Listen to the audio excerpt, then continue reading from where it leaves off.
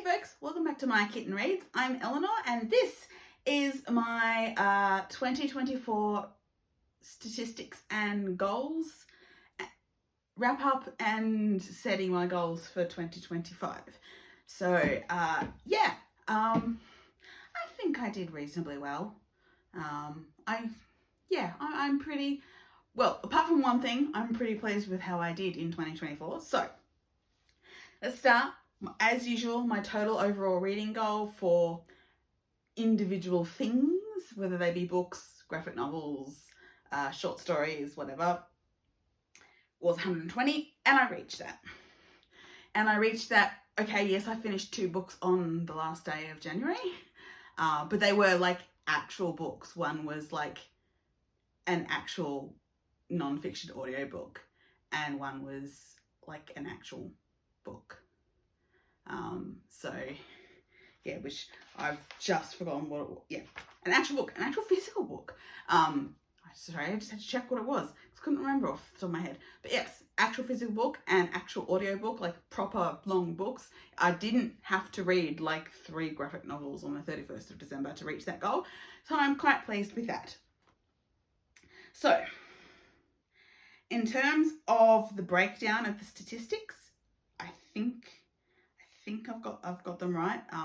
If some of the numbers don't match up, sorry, I'm not the best at maths, which, given I work with numbers every day, is weird, but I don't actually usually have to do maths. But yeah, so I read 110 of the 120 books were fiction based, or at least mostly fiction. So that includes stuff like Uncanny Magazine, which, yes, there's non-fiction and poetry in there, but it's mainly there. I'm mainly there for the fiction. I read, that was 2023. So 2023 was 110 fiction. 2024 was 110 fiction. In 2023, I read 8 non-fiction books and 2 poetry collections. No poetry collections in 2024. I did start one, but it's a really long one with, in fact, Elizabeth Barrett Browning's Aurelie, which is like a couple hundred pages, just that poem. So I didn't actually read any complete poetry anthologies, but I did read 10 non-fiction books. So 110 fiction, 10 non-fiction. So it's a really reasonably steady breakdown. I mostly read fiction. Sometimes I throw in some non-fiction, and sometimes I throw in some poetry, but apparently I didn't this year. In terms of short fiction, 2023, 30 things that I read were either individual pieces of short fiction or short fiction collections or anthologies or magazines. 23 was what I read in 2024, so less. I managed to get myself quite behind on Uncanny, so there were only a couple of Uncannies in there. I didn't read a lot of anthologies. I did Hugo read, but I don't think I read a lot of short fiction beyond Hugo reading. There were a couple of things I read, but still, 23, 30, it's still reasonably consistent. It's a little bit down this year. There are a heck of a lot of short fiction anthologies on my shelf, so maybe I should read some of those. Who knows? And maybe I should catch up on Uncanny. In 2023, I read 7 graphic novels. In 2024, I read 2, and I'm pretty sure those 2 were rereading Check Please. So yeah, I haven't been reading a lot of graphic novels of late. I've still got some Lumberjanes to read that I should be catching up on. But my knowledge about what's available at the moment in comics is not great because I don't really have a source anymore.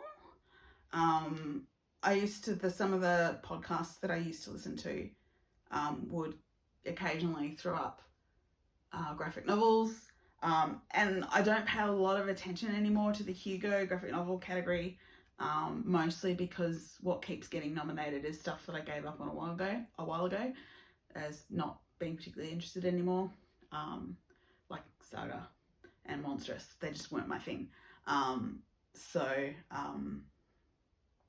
less graphic novels in my life right now, except for, you know, rereading Check Please. But maybe this year I can read a few more. We'll see.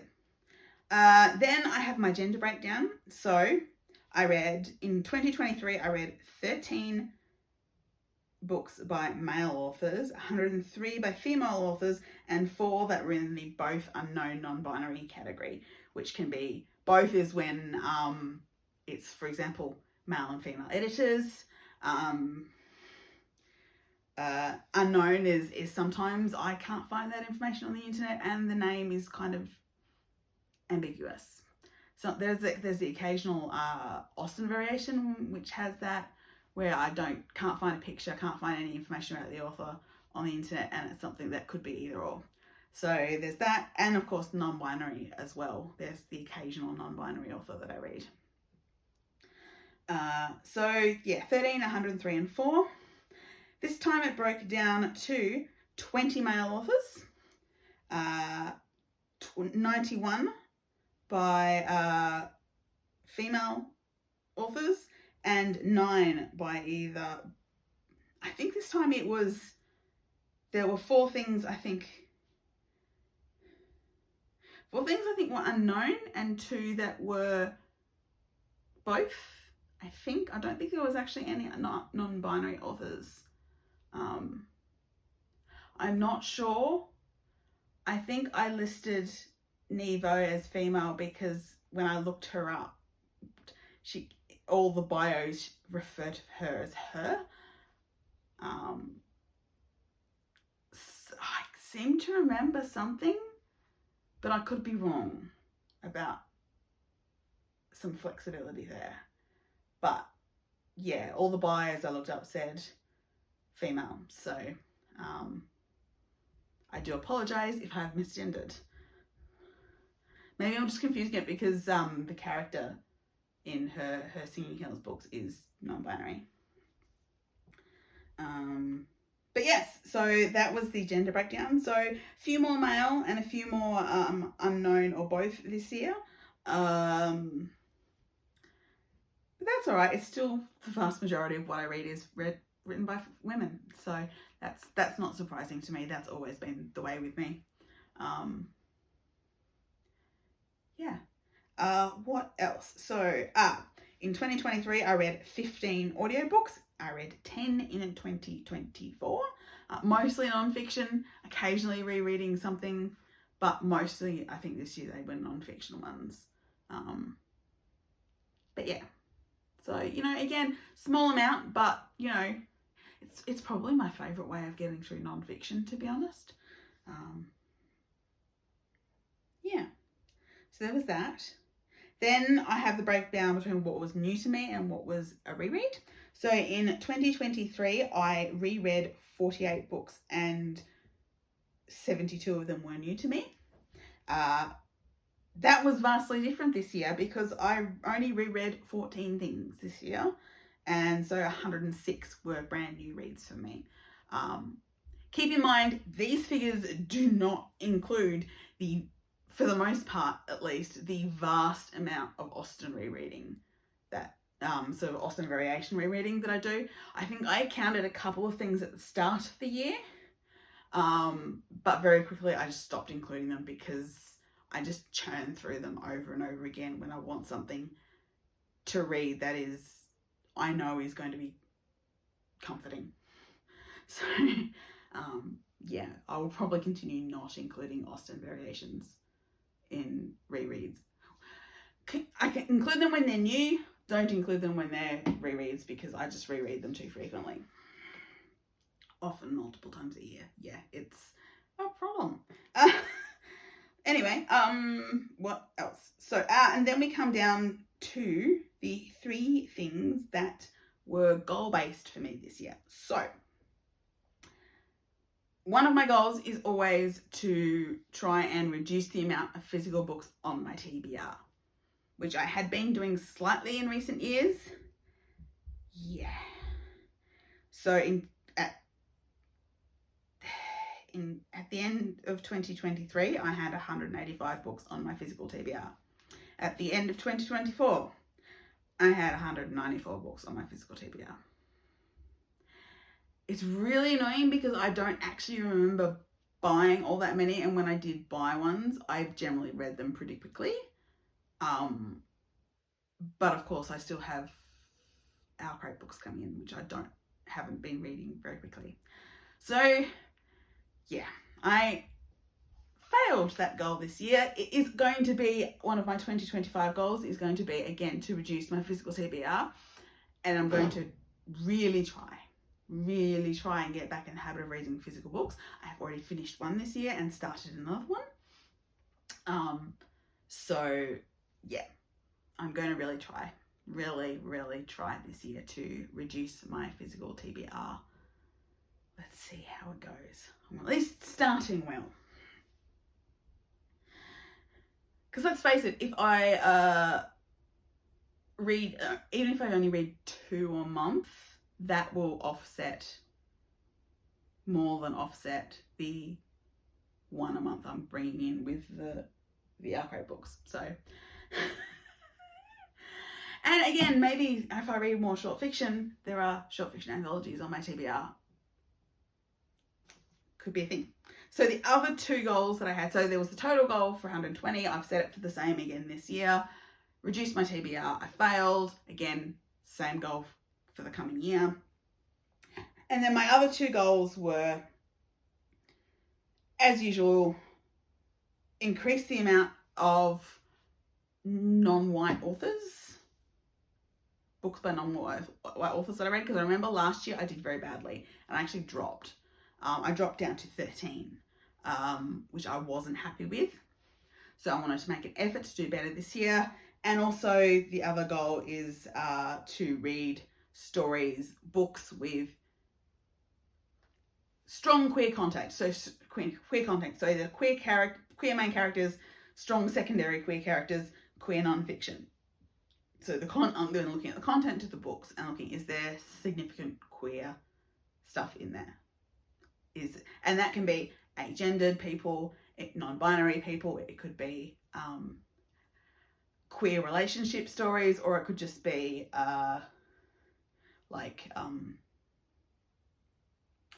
am I saying? Characters that happen to be queer, but the relationship's not the focus. So in 2023, I read 13 books by non-white authors, and I read 24 books with queer content. So my big focus this year was the authors of non-white origin, and I achieved that goal by far. I read 24. So I've gone from 13 to 24, so I'm very pleased with that. I had a little bit of a dip on the queer content in that I read 21 books compared to 24 in 2023, but I'm not too concerned about that. It's pretty close. It's a drop, but I'm still reading like over 20 books, which is definitely an increase on previous years to 2023. So I think I'm reading at a pretty good level there, although I would like to up it again in 2025, either equal or up it in 2025. And the same with authors of non-white backgrounds, either equal or up it. So that's setting my minimum goal for each of those at 24 and 21. 120 books total, and try and end 2025 with less than 194 books, preferably significantly less. We'll see how it goes. Fingers crossed. So those were my reading statistics from 2024, how I did on my goals in 2024, which apart from the physical TBR, I was reasonably pleased. And those are the goals that I have set for 2025. 120 books, reduce my physical TBR, read more queer and non-white authors. Yeah, that's it. So happy to talk about books and reading goals in the comments. Please like and subscribe, and I'll see you all again really soon. Bye.